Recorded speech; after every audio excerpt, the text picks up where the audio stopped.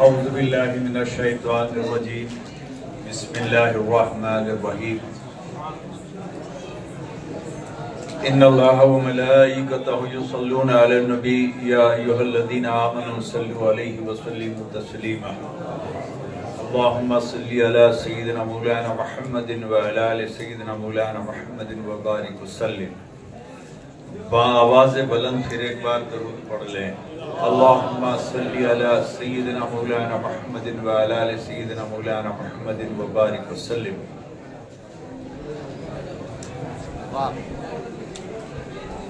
आज के इस इजलास के सदर या इस प्रोग्राम के सरपरस्त जनाब सज्जादा नशीं सैयद महमूद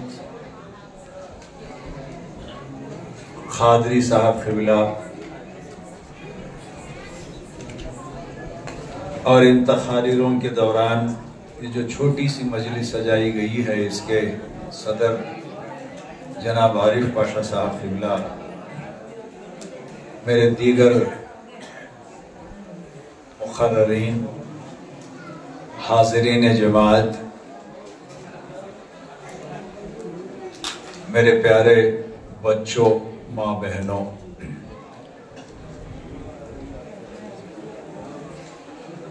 अब जो शायर यहाँ पे बैठे हैं, मैं उनसे गुजारिश करता हूँ कि और थोड़ा सा सब्र रख लें। अपने हाथों में टमाटर या अंडे हों तो उसे ना फेंके।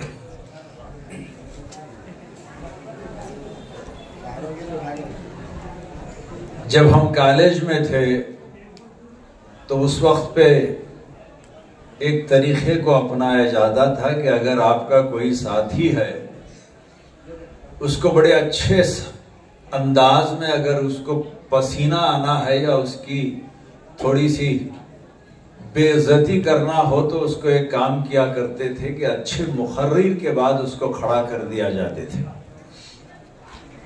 तो वैसे लाओबाली कबीले के नौजवान रूहानी अंदाज में तकरीर करने के बाद अब इस बूढ़े को ठहराए हैं। नौजवानों जैसी चुस्ती, नौजवानों जैसा रूहानी इल्म मुझ में नहीं है। मैं एक दुनियादारी का आदमी हूं।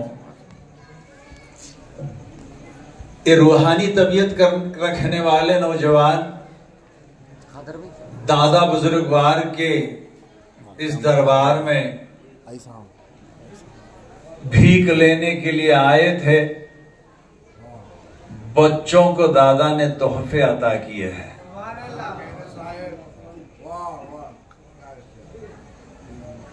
मैं बूढ़ा हूं, बच्चों की लाड़ को बड़े अंदाज में बड़े लोग बच्चों के लाड़ को पसंद करते हैं और उन्हें नवाजते हैं चॉकलेटों से, तोहफों से।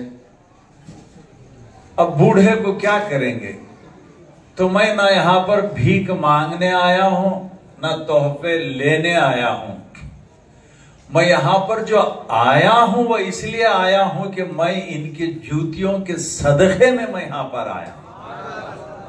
वरना मैं दुनियादारी का आदमी हूं, ना रूहानी हूं, ना दीनदार हूं। अगर मैं यहां पर खड़ा हूं तो इन बुजुर्गों की जूतियों का सदका है, जिसके इवज में मैं आज यहां पर खड़ा हूं। मुझे ना जबान आती है, उर्दू अदब से मेरा कोई ताल्लुक नहीं है। मैं कन्नड़ा मीडियम का शख्स हूं, कन्नड़ा लिटरेचर को जानता हूं। अब मैं इसीलिए ये सब्जेक्ट मुझे दिया गया है कि मैं इन अल्लाह वालों का, इन सूफिया इकराम का समाज में रोल क्या रहा है। मैं रूहानियत पे बयान करने के ना काबिल हूं, ना बयान कर सकूंगा, क्योंकि दुनियादारी में मुलव्विस था। डिप्टी कलेक्टर एक 6 साल रहा, जॉइंट कलेक्टर एक 3 साल रहा, डिप्टी कमिश्नर रहा, 17 साल 5 मिनिस्टरों का प्राइवेट सेक्रेटरी रहा, दुनियादारी को किया हूं, लेकिन दीनदारी और बुजुर्गों के दामन को छोड़ा नहीं। जिंदगी गुजारने के दो तरीके होते हैं, एक तुम दीनदार रहो, दुनियादारी को कायम रखो, दूसरा तुम दुनियादारी में रहो और दीनदारी को भी थाम रखो। दोनों सही हैं। अल्लाह ने मुझे ये नसीब फरमाया, बुजुर्गों की जूतियों का सदका मैंने दुनियादारी की, लेकिन दीनदारी बुजुर्गों के दामन को मैं थामे रखा। आज मैं यहां पर आपके सामने मौजूद हूं। मेरा सब्जेक्ट है कि इन अल्लाह वालों का समाज में रोल क्या रहा है। ये तुम्हारा और हमारा सब्जेक्ट है। तुम भी दुनियादारी के हो और मैं भी दुनियादारी का हूं। हम इन बुजुर्गों को दुनियादारी में ये बुजुर्ग कैसे थे इसको देखना है। रूहानी कैफियत जो है इन बुजुर्गों की, चाहे वो तरीकत हो, हकीकत हो, मारिफत हो, जो भी हो, उस पे मैं बयान करने के काबिल नहीं हूं। मैं हकीकत पे, तरीकत पे, अगर मारिफत पे बात करूं तो वो यूं है गोया एक अमख्ता पढ़ने वाला जिसको अलिफ बा ना आता हो, वो कुरान की तफसीर पे बहस करने के लिए खड़ा हो। मुझ में वो ताकत नहीं है। मगर मैं इन लोगों की जो दुनियावी जिंदगी थी, जो मेटीरियलिस्टिक लाइफ जो थी, इन्होंने जो समाज में जो जिंदगी बनवाई थी इन्होंने, ये बहुत कम लोग सोचते हैं कि ये भी एक सोशल साइंटिस्ट थे। ये बहुत कम लोग सोचते हैं। ये रूहानी थे, वो तरीका था, कुछ और था, कुछ और था, कुछ और था, लेकिन ये समाज में वली नहीं बल्कि एक सोशल साइंटिस्ट थे। ये अपनी इनफरादियत में एक यूनिवर्सिटी थे, या अपनी इनफरादियत में एक प्रोफेसर्स थे, अपनी इनफरादियत में एक साइंसदान थे, या अपनी इनफरादियत में एक फाइनेंशियल एडवाइजर्स थे, या अपनी इनफरादियत में एक सिपाही थे, एक सिपा सालार थे। हुमायूं एक मर्तबा अपने दरबार में कहता है, अपने सिपाहियों को दिखा के कहता है, मोहम्मद गौस ग्वालियरवी रहमतुल्लाह अलैह की तरफ इशारा करके कहता है, ऐ सिपाहियों, तुम सोचते हो कि मेरी फतह वो कामरानी तुम्हारी तलवारों और तेग से है? नहीं, उसके साथ इन अल्लाह वालों की दुआएं मेरे साथ हैं। तो ये लोग दुनिया के लिहाज में ये एक साइंसदान थे। अब इन लोगों की दुनियादारी को समझने के लिए आप आज के दौर में इस जगह पर बैठे अपने हाथों में नसारा के स्मार्टफोन को हाथ में रखकर, नसारा के स्मार्टफोन को हाथ में रखकर यहूदियों के गूगल को और यहूदियों के यूट्यूब को देखकर इन लोगों की दुनियादारी को समझ नहीं पाओगे। आप इन लोगों की दुनियादारी को समझने के लिए उस दौर के दुनियादार बनना चाहिए। आज के गूगल का मुसलमान ये समझ नहीं सकता। आप जाइए, गरीबन नवाज 12वीं सदी में यहां पर आए थे, हिंदुस्तान को 12वीं सदी में यहां पर आए थे। 1000 किलोमीटर की दूरी से यहां पर आए थे। दादा बुजुर्गवार के वालिद बुजुर्गवार अब्दुल लतीफ शाह लाहौवाली रहमतुल्लाह अलैह हामा से आए थे करनूल को। 5600 किलोमीटर का फासिला, 5 किलोमीटर का नहीं, 5600 किलोमीटर का फासला तय करके आए थे। हेलीकॉप्टर में नहीं आए थे, हवाई जहाज में आके किसी एयरपोर्ट पे लैंड नहीं हुए थे, आप चल कर आए थे। इस दौर में तुम उम्रा करने के लिए जाते हो तो 10 एजेंटों को पूछते हो, वहां पे क्या तकलीफें होती हैं इसका अंदाजा आप लगाने की कोशिश करते हो। 10 बार गूगल पे आप ऐप चेक करते हो कि वहां पे कैसे जाना है, क्या सहूलतें होंगी, खाना कैसे रहेगा, रिहाइश कैसे रहेगी, कितनी दूरी पे काबा रहेगा, ये चेक करते हो सिर्फ उम्रा जाने के लिए। 5600 किलोमीटर की दूरी से जब ये 7 शख्सियतें जब यहां पर हिंदुस्तान पे आई थी, तो अंदाजा लगाओ कि इनकी कैपेसिटी क्या थी। ये कैसे टूर ऑर्गेनाइजर्स थे, एक कैसे टूर ऑर्गेनाइजर्स थे। उन लोगों को लेकर ना वहां का अंजाम मालूम, ना रास्ता मालूम, वहां की जबान मालूम, वहां का खाने का तरीका मालूम, वहां के लोगों की फितरत से वाकिफ नहीं, मगर जा रहे हैं अपने आप को लेकर। दे वर द ट्रैवलर्स, वो टूर ऑपरेटर्स, अल्लाह के हुक्म से वो लोग जो है लेकर आते थे। उड़ के तो नहीं आए, आंख वहां पे बंद की और कर्नूल में आंख को खोला, ऐसा तो वाकया नहीं था। रास्ते के तमाम मरहलों को सोच समझकर उस वक्त पे आए थे।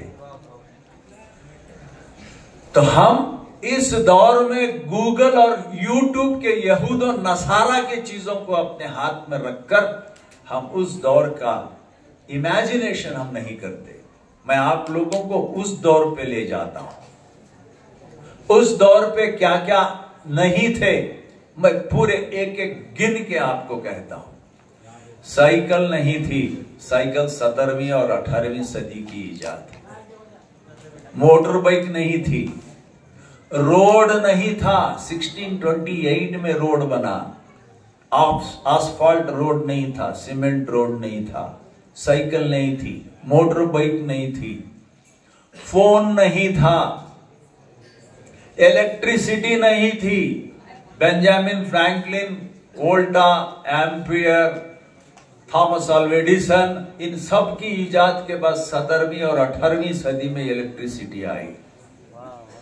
अमेरिका 1920 में सिर्फ 25% इलेक्ट्रीफाई हुआ था।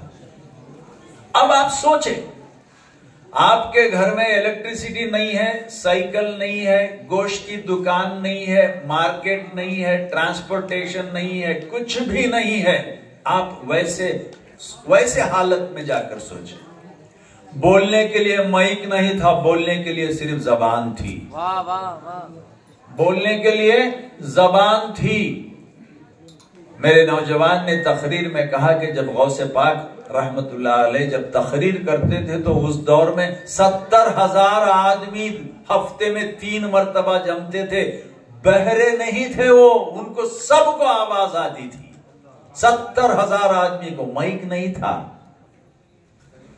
माइक नहीं था, जबान थी, कान था, ईयर एड नहीं था। चलने के लिए आपको कोई चीज नहीं थी, 2 पांव थे आपके लिए, गधा था या तो घोड़ा था।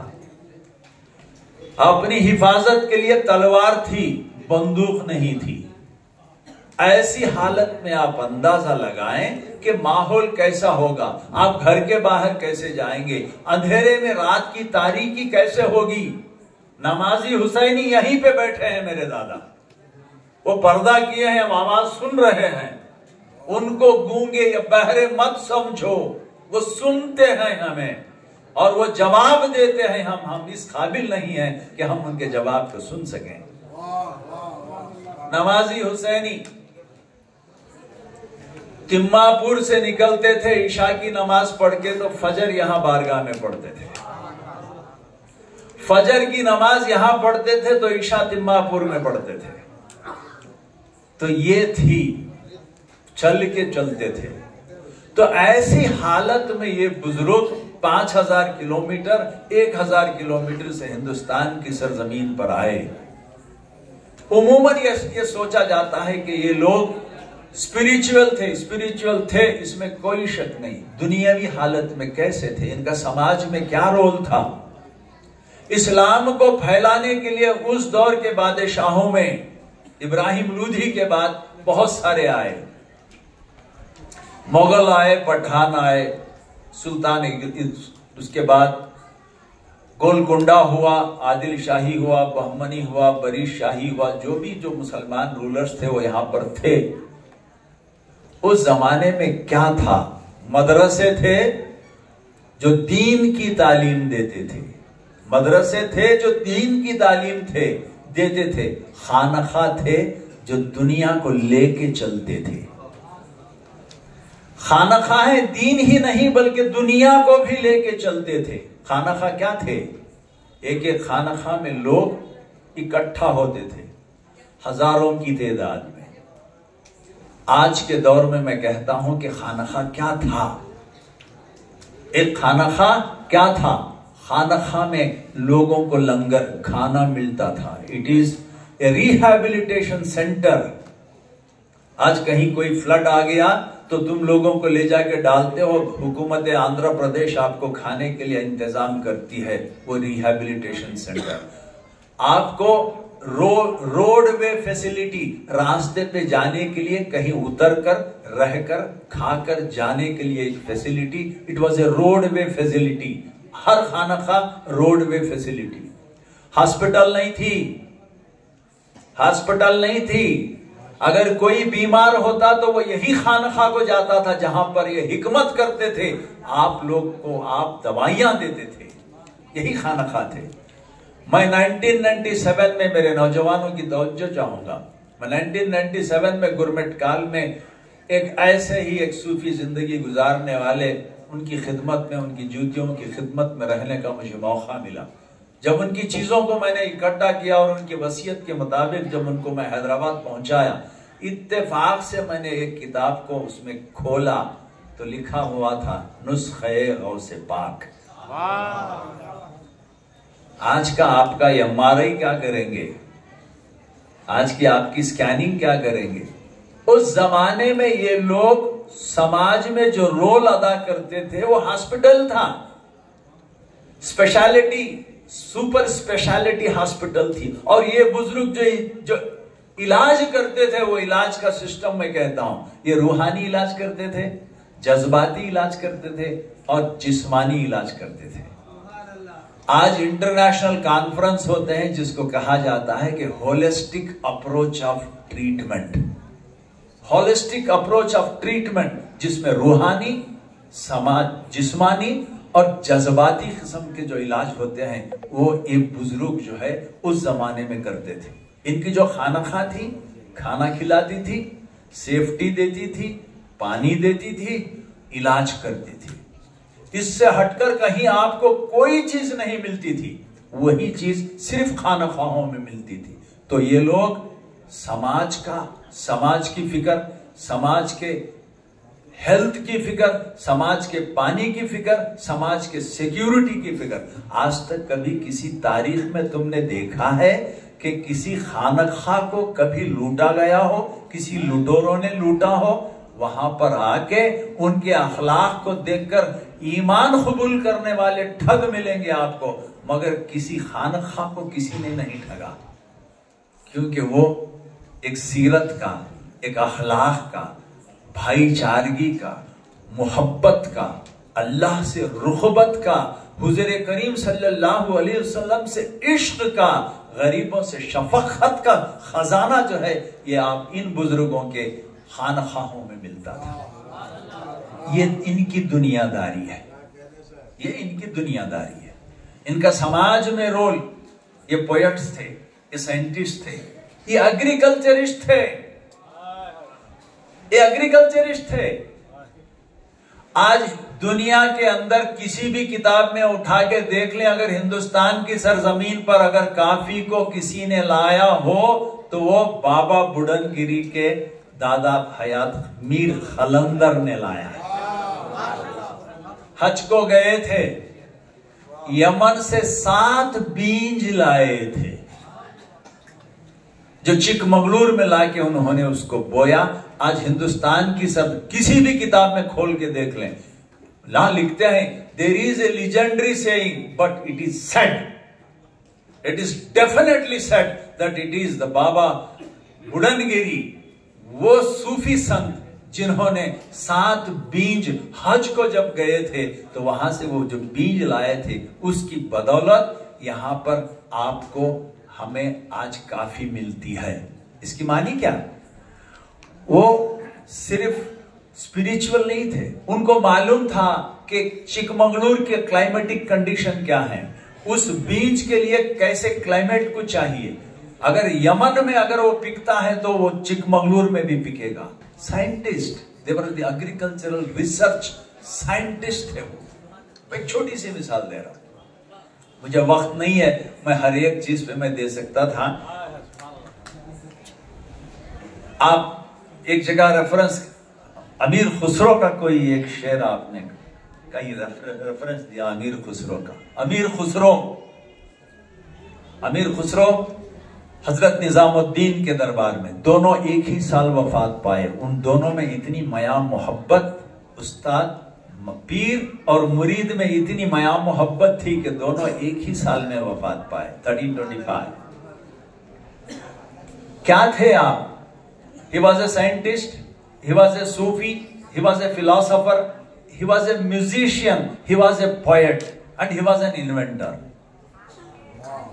आप अरबी जबान के माहिर थे, फारसी जबान के माहिर थे और हिंदवी, जो आज हमारी जो दक्कनी जबान कह सकते हैं या ब्रज भाषा कह सकते हैं या खड़ी बोली कह सकते हैं या हिंदवी जबान, उसकी आपने जो है ना बुनियाद डाली।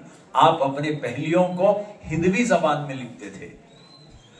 आप जो सितार जो देखते हैं, हिंदुस्तान की सरजमीन पर वीणा थी, सितार नहीं था, तो आपने सितार को ईजाद किया। आज सितार जो देखते हैं हम किसी म्यूजिक इंस्ट्रूमेंट्स पे, जो सितार है वो अमीर खुसरो का इन्वेंशन है। आपने 3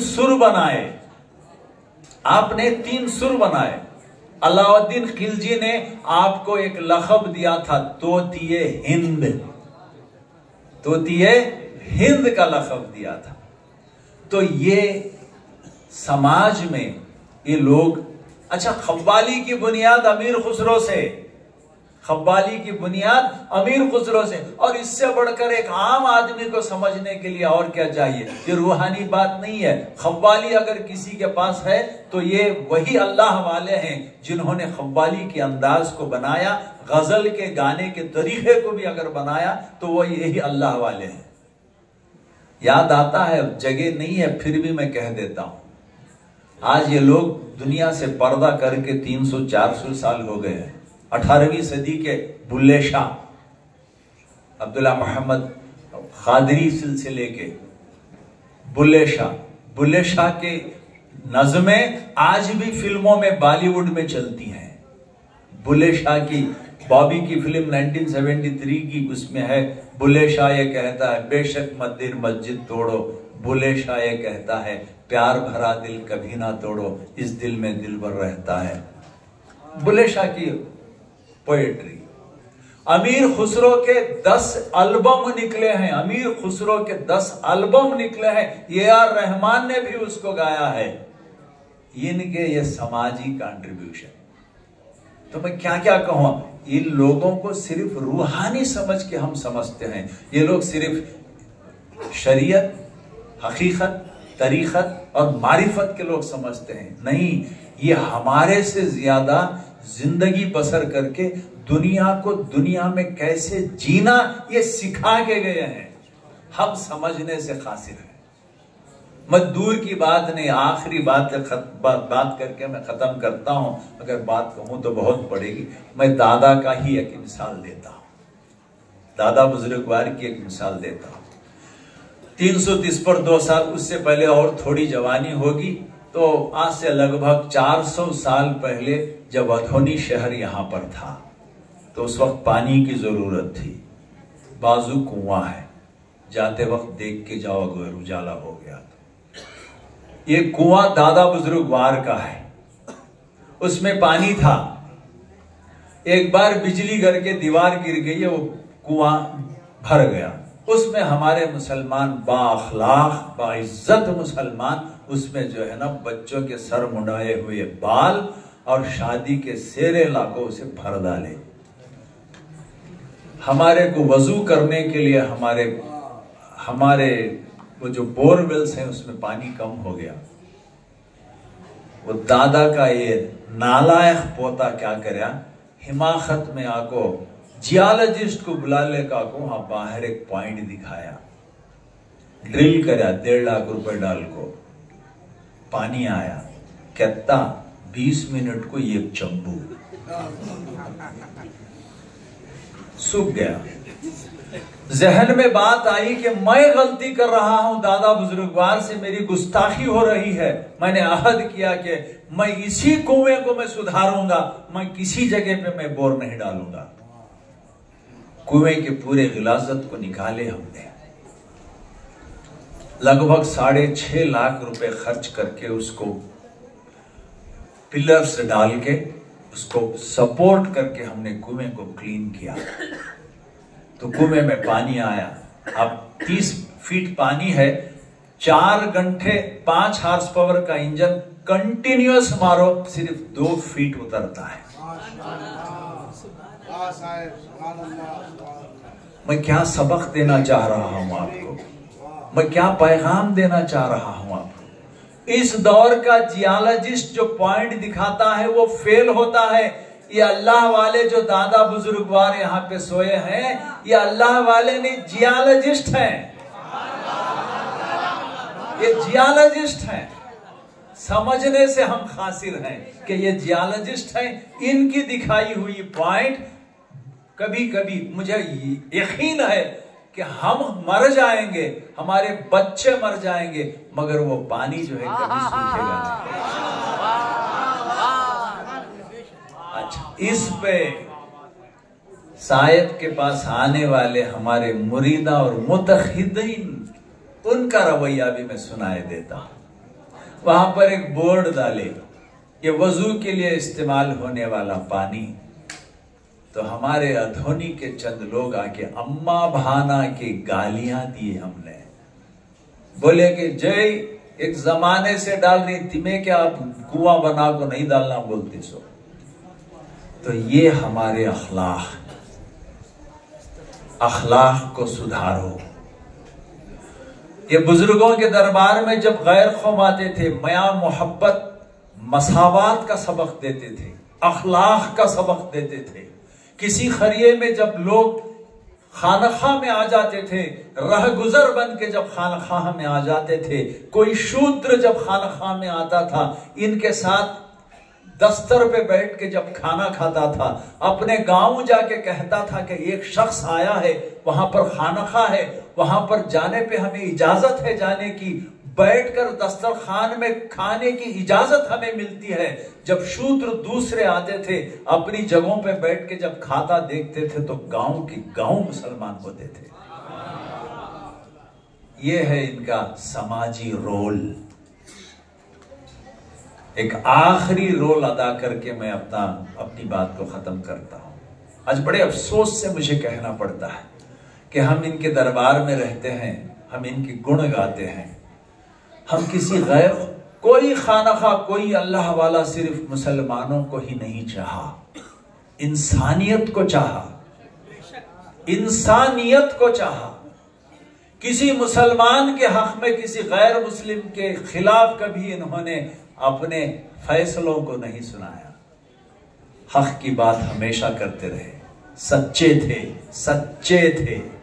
तो इसीलिए लोग जो है इस्लाम को कबूल करते थे, गैर कौम की इज्जत करते थे, गैर कौम की इज्जत करते थे। दादा का एक मशहूर वाकया नहीं बल्कि सीना ब सीना आई हुई बात है। उलमा बैठे हैं, मुझे सनद और मतन को ना पूछें। मैं एक बार मंत्रालय मठ को गया था। पूज्याय राघवेंद्राय सत्य धर्म रताय च भजताम कल्पवृक्षाय नमताम कामधेनवे। मठ को गया था तो मैं वहां पर सीढ़ियों से उतर रहा था। शराफ बाजार के अधोनी के एक वेंकट, उसने मुझे कहा आप वगरूर तिमापुर के हैं? तो मैंने कहा हाँ। तो बोले कि मंत्रालय जो है तुम्हारे दादा इनाम में दिए थे राघवेंद्र स्वामी को।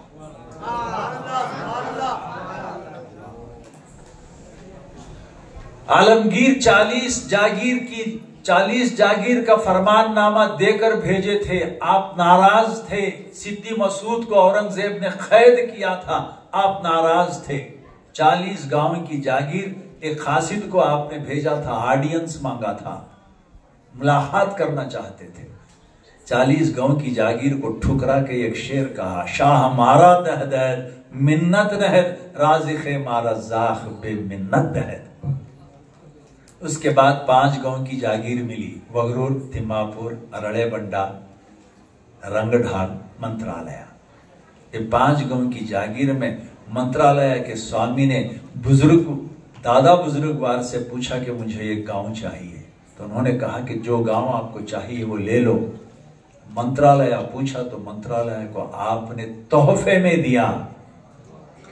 इसका ताम्रपत्र शराब बाजार में मौजूद है, मैं उसका गवाह। 6 महीने 1 साल लगभग हुआ कि मैं मंत्रालय को गया था। स्वामी बुलाए थे मुझे, मैं मंत्रालय को गया था। मंत्रालय को 40 करोड़ रुपए देकर रिनोवेट किया गया है। मैं स्वामी जी से मिलने के बाद मैं बाहर आया। मैं थोड़ी दूर जाने के बाद स्वामी खुद दौड़ते हुए आए। उन्होंने कहा कि डिप्टी कमिश्नर को रोको। तो मुझे रोका गया। तो मैं गया, स्वामी जी क्या बात है? इन बुद्धियों रे। वो बोलेंगे जब आप ये रिनोवेशन देख रहे हैं 40 करोड़ का, तो आपके जहन में एक बात आई होगी कि हमने आपके दादा बुजुर्गवार के मुसलमानों के निशान को हम वृंदावन पे छुड़ाए रखे हैं। रिनोवेट करने के बाद हमने उसको मिटाया नहीं है, उसको बरकरार रखा है। अपने एक स्वामी को बुलाया, बोले कि गर्भगुड़ी की कीली खोलो और सांप को अंदर ले जाओ और इनके लांछना को दिखा के इनको इज्जत के साथ बाहर ले लो। गर्भगुड़ी को ओपन किया गया। मैं गर्भगुड़ी में गया। राघवेंद्र स्वामी का जो वृंदावन है, वृंदावन के पीछे आज भी कमान और हरे रंग के हमारे निशान उस पे मौजूद हैं।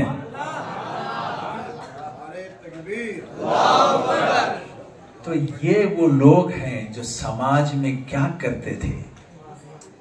आज हमारे पास हम समाज को दूर करते जा रहे हैं। हमें अफसोस होता है कि हम बड़े बड़े खानखा रखते हैं, बड़े बड़े इदारे रखते हैं। हमने कभी किसी एक कलेक्टर को हमारे इदारे पे नहीं बुलाया, हमने किसी एसपी को हमारे इदारे पे नहीं बुलाया, लोकल डीएसपी का नाम तक हमें नहीं मालूम। खुलो, इन लोगों के नक्शे कदम पे चलो, देखो कि और कितने चांद लगते हैं हमारे पास। ये लोग दूर हो गए हैं, वो दूर नहीं हुए, हमने उनको दूर किया है। खानखा, रूहानी, अल्लाह से रुग़बत, नबी करीम सल्लल्लाहु अलैहि वसल्लम से इश्क और मोहब्बत, गरीबों पे शफक़त, मसावात और हर मजहब के लिए, इंसानियत के लिए हम जो है यहाँ पर उनसे सबक सीखते हैं। उनके रगों में, हमारी रगों में उनका खून है, तो हमें चाहिए कि ये पैगाम को दें। ये इन बुजुर्गों का समाजी रोल है। मैं ना शरीयत पे बात की, ना मैंने तरीक़त पे बात की, ना मैंने हकीकत पे बात की, ना मैं मारिफत के बात की। मैं उस काबिल भी नहीं हूँ। मुझे अभी नाज़िरा पढ़ रहा हूँ, मैं तफसीर पे बहस करने के काबिल नहीं हूँ। दुनियादारी का आदमी हूँ, दुनिया में डूब के निकला हूँ। मैं दुनियादारी में दीनदारी की झलकियां आपको दिखाकर इनके जूतियों के सदका मैं आज यहाँ पर खड़ा हूँ। आप तमाम लोगों से मैं मुअद्दिबाना माज़िरत चाहता हूँ कि मैं आपका ज़्यादा वक्त लिया। आपका शौरा से मैं माज़िरत चाहता हूँ, मुझे पकड़ के ना मारें। मुझे साहिब चले गए, मुझे साहिब की तकरीर सुनकर मुझे एक रिजवान पाशा साहब चले गए। एक बात याद आ गई, इन बुजुर्गों की सोहबत में क्या मिलता है और इन बुजुर्गों की सोहबत में रहने से हम कहां पहुंचते हैं। आप रूमी हर एक जानते हैं, मौलाना रूमी। मौलवी और मौलाना में फर्क है। मौलवी और मौलाना में फर्क है। मौलवी बोले तो उन्हें पढ़ को डिग्री ले लिया तो मौलवी, प्रैक्टिकल करया तो उन्हें मौलाना। मैं एमएससी इंग्लिश पढ़ लिया तो मैं एमए इंग्लिश, लेक्चरर नहीं। लेक्चरर की नौकरी करा तो मैं लेक्चरर, खाली डिग्री ले लिया तो मैं लेक्चरर नहीं। मौलवी की डिग्री ले लिया तो उन्हें खाली मौलवी, प्रैक्टिकल मौलवी कैसा रहना उन्हें अमल करा तो उन्हें मौलाना। मौलाना रूमी खुद बोलते हैं कि मैं मौलाना कब हुआ। मौलाना रूमी खुद बोलते हैं कि मैं मौलाना कब हुआ। अब गौर से सुने, हेच चीजें खुद बखुद चीजें ना शुद्ध, हेच चीजें खुद बखुद चीजें ना शुद्ध, हेच आहन खुद बखुद तेगे ना शुद्ध, मौलवी हरगिज ना शुद्ध मौलाए रोम, ता गुलामी शम्स तबरेज़ी ना शुद्ध। जब तक रूमी को शम्स तबरेज़ी की गुलामी नहीं हासिल हुई वो मौलाना नहीं बने। हमें इंसान बनना तो इनकी सोहबत में, इनकी गुलामी, इनके जूते हमारे सर पर है तो ये कीच हमें इंसान बनती, नहीं तो इंसान नहीं बनते। दुआ करो कि अल्लाह तबारक व तआला हम इनकी महफिल में आते हैं तो अल्लाह हम सबको इंसान बनने की और इनसे फैज हासिल करने की तौफीक अता फरमाए। व आखिरुद दावाना अनिल हम्दुलिल्लाहि रब्बिल आलमीन। नारे तकबीर।